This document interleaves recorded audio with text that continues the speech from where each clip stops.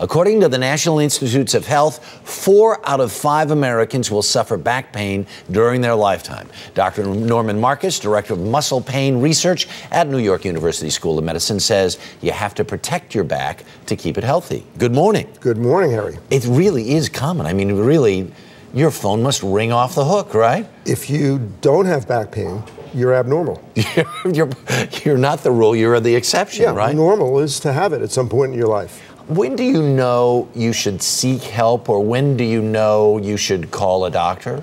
Well, there are what we call red flags. So if you have some swelling, redness, or heat in the area of the pain, right. Or if you have a fever, wow. or if the pain goes down your leg, along with loss of sensation, weakness, and shrinking of the muscles. Right. And very importantly, if you lose control of your sphincter, of your bladder and rectum, then you really need to act. Then you better go. Yeah. Okay. But for the most part, most people are going to be better within a few weeks, no matter what you do. That's so interesting, because a lot of people say, I've got to get an operation, I've got to get an operation. And just from what I've read, they're not always so successful. No, a huge amount of failure. Up to 40 to 50% of back surgeries fail, so much so that we have a new diagnosis called failed back surgery syndrome. Oh my And that becomes your new diagnosis. All right, let's talk about a couple of things people can do on a day-to-day basis so they don't have to wake up with an aching back. And one of the things you suggest right off the top is get a good mattress. That's true.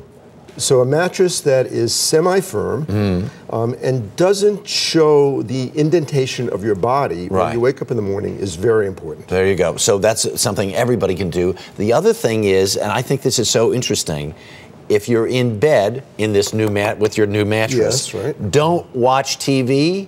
How do you mean? Don't lie down and watch TV or read a book because of neck, shoulder, upper back, or headache pain. Okay. And the reason is, if you're holding the book up, that's what we call an isometric exercise. Right. And it means you're contracting the muscles. Not a good idea. And so then that all ends up exacerbating and one on top of the other one. Continued contraction of the muscle. Yeah, okay, all right. But you can just see somebody like this, well, what you can holding their head in one place. Sit up in bed with your back against the headboard, knees bent, where you're not holding the book, and that you're not straining to look at the TV screen. We like that. Here's one of our friends here in the studio has this in his pocket at all times. Right.